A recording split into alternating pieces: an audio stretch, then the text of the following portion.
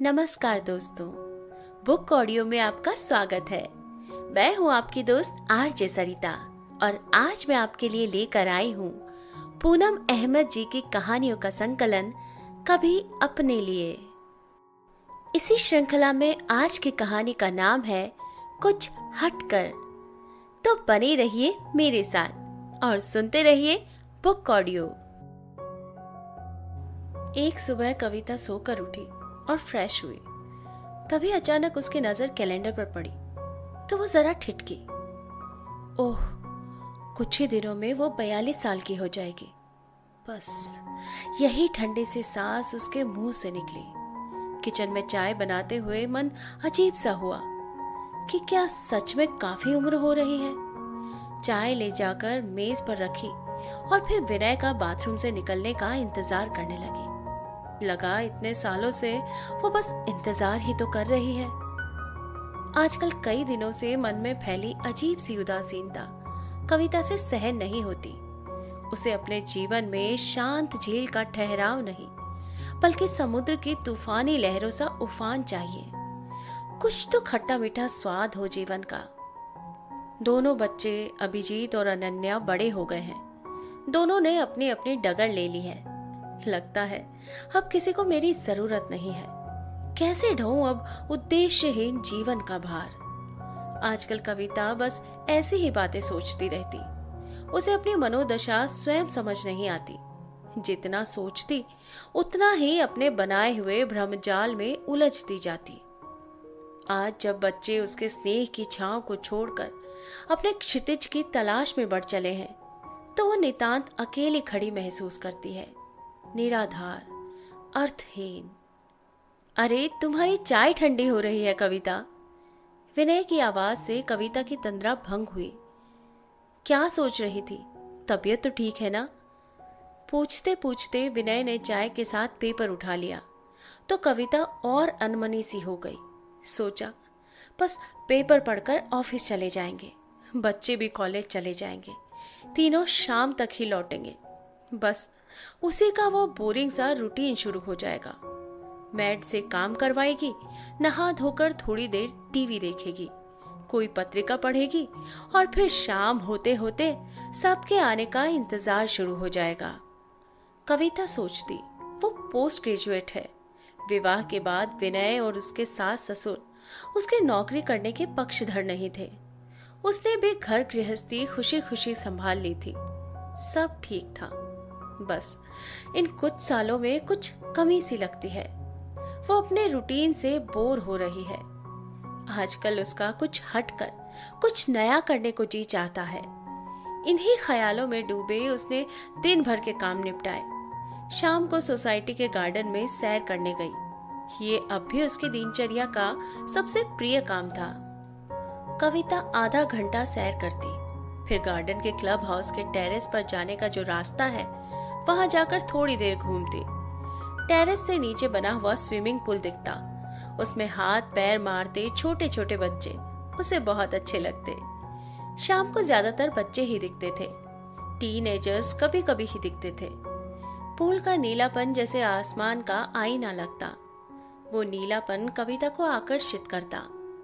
वो खड़ी खड़ी कभी आसमान को देखती तो कभी स्विमिंग पूल के नीलेपन को। क्लब हाउस का पास तो कविता के पास था ही, अतः एक दिन वो ऐसे ही टहलते टहलते पूल के पास पहुंच गई और फिर किनारे पर रखी चेयर पर बैठ गई। स्विमिंग पूल से पानी की हल्की हल्की सी आवाजें आ रही थी, अतः पानी में जाने की तीव्र इच्छा उस पर हावी हुई। ऐसा तो पहले कभी नहीं हुआ था। उसके अंदर जैसे किसी ने कहा, कुछ हटकर करना है ना, तो स्विमिंग क्यों नहीं? दिल किया वो अभी इसी समय अपने इस एहसास को किसी के साथ बांटे। पूल में उतरने और तैरने के ख्याल से ही वो उत्साहित हो गई। हाँ, ये ठीक रहेगा। वो हमेशा स्विमिंग से डरती है। पानी से उसे डर लगता है। जब भी जूहू या किसी और बीच पर जाती है तो हमेशा पानी से दूर टहलती है। 2 साल पहले जब चारों गोवा घूमने गए थे उसे बहुत मजा आया था, लेकिन वो लहरों के बीच जाने से कतराती रही थी। पिछले साल फिर जब उसने विनय से गोवा चलने को कहा तो अभिजीत और अनन्या दोनों ने ही कहा, मम्मी आपको गोवा जाकर क्या करना है? आपको दूर दूर किनारे ही तो घूमना है।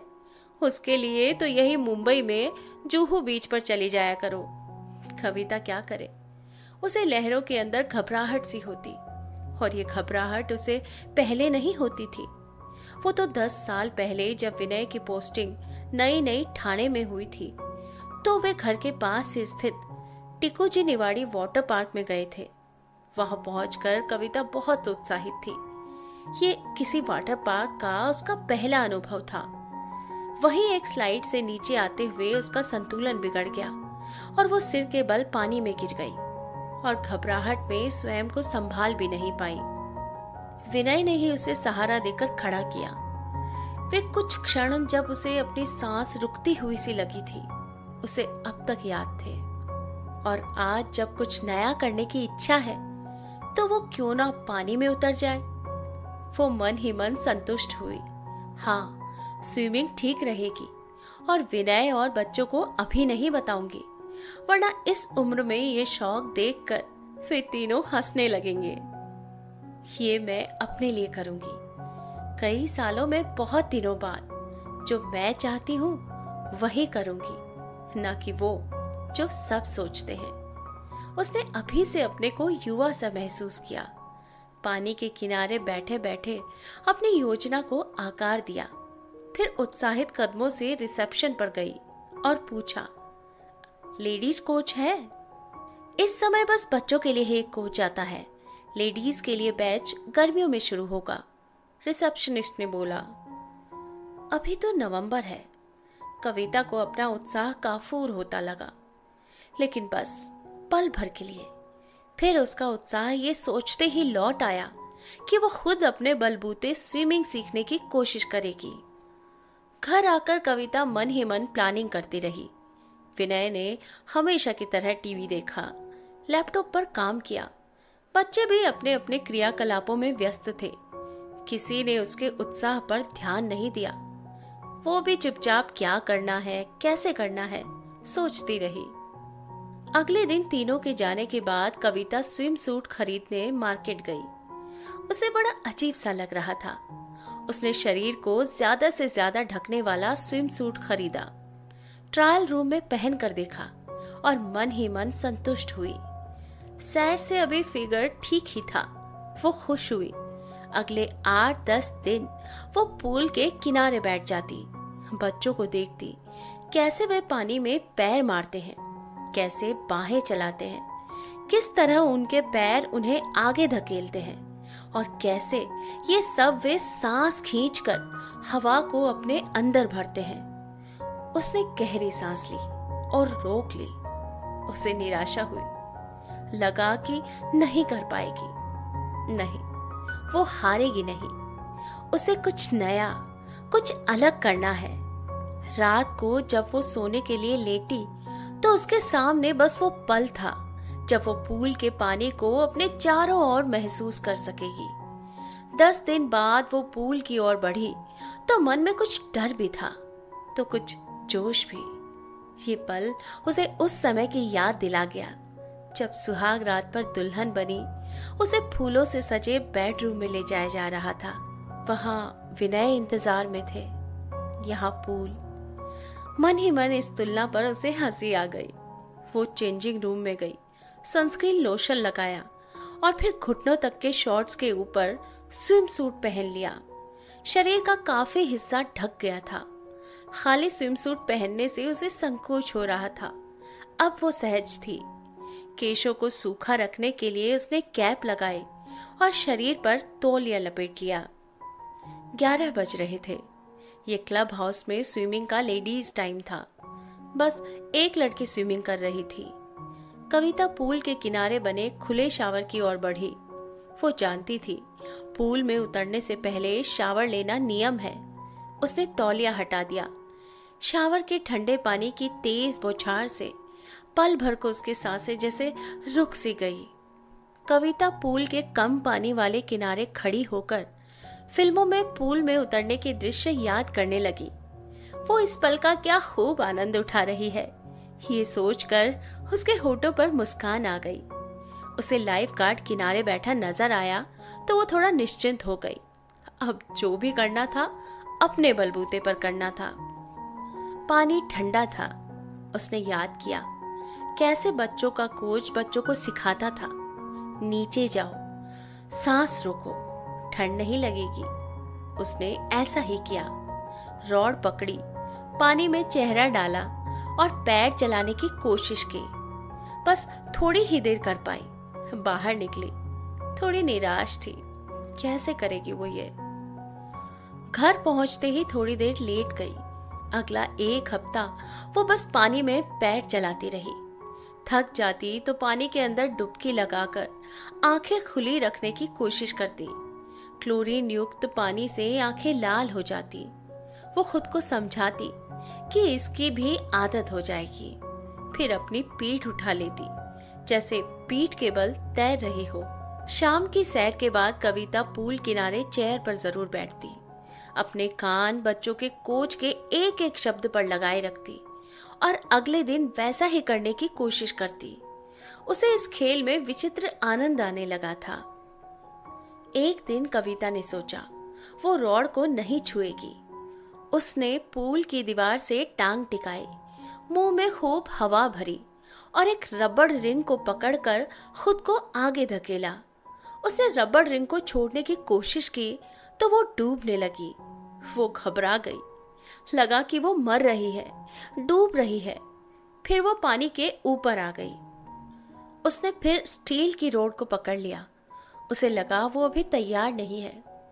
20वें दिन जब वो कम पानी वाले पूल की चौड़ाई नाप रही थी तो लाइफ गार्ड, जो उसे रोज कोशिश करते देख रहा था, ने पूछा, मैडम आपकी लंबाई कितनी है? 5 फुट 5 इंच।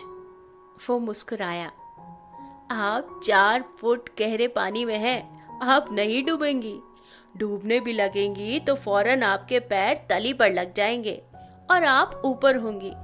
आपको तो रिंग की भी जरूरत नहीं है।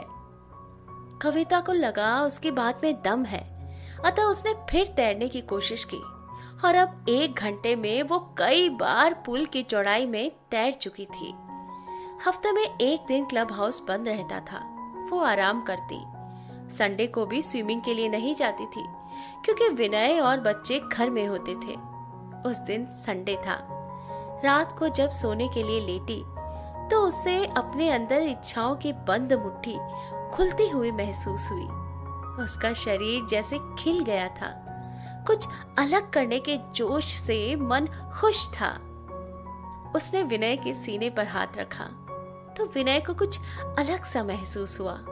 उसने करवट लेकर कविता की कमर पर हाथ रखा, फिर उसके शरीर पर हाथ फेरा तो चौंका। कविता के शरीर में नया कसाव था। बोला, अरे बहुत बढ़िया फिगर लग रही है। क्या करती हो आजकल? कुछ नहीं, बस आजकल मछली बनी हुई हूं। कविता खुलकर हंसी। विनय ने उसे हैरानी से देखा। एक पल विनय को लगा आज उसने पहले वाली कविता को देखा है, जो अपनी कातिल मुस्कुराहटों, घातक अदाओं और उत्तेजक देह से उसके होश उड़ा देती थी। आजकल तो कविता बस उसके घर के स्वामिनी और उसके बच्चों की माँ थी। उधर कविता विनय की उधेड़ बुन से बिल्कुल अनजान थी। विनय ने कहा, बहुत चेंज लग रहा है तुम में, बताओ ना क्या चक्कर है? कविता ने उसे स्विमिंग के बारे में सब बताया तो वो हैरान रह गया और फिर उसे बाहों में भर लिया। कविता जिन इच्छाओं को समझ रही थी कि वो हमेशा के लिए मर गई है, उनके जागने के आनंद में डूब गई। आखिरी बार वो कब इन भावनाओं के सागर में डूबी थी, याद करने लगी। अगले दिन फिर उसने गहरी सांस ली, खुद को आगे धकेला। उसके नीचे पूल की टाइल्स चमक रही थी। शांत पानी उसे अपने चारों ओर लिपटता सा लगा। पूरे शरीर में हल्कापन महसूस हुआ। मन में एक जीत की भावना तैर गई। उसने कुछ अपने बोरिंग रूटीन से हट कर लिया है। परम संतोष के इस पल की बराबरी नहीं है जब उसे महसूस हुआ कि वो स्विमिंग कर सकती है। स्विमिंग का एक एक प्रयास कविता के हिमशिला बने मन मस्तिष्क को पिघलाता जा रहा था। तेज हुए रक्त प्रवाह ने शिथिल पड़ी धमनियों को फिर से थरथरा दिया था। मन के समस्त पूर्वाग्रह न जाने कहाँ हवा हो चले थे और कई दिन पुराने कुछ नया कर गुजरने के तूफानी उद्वेग उनकी जगह लेते जा रहे थे।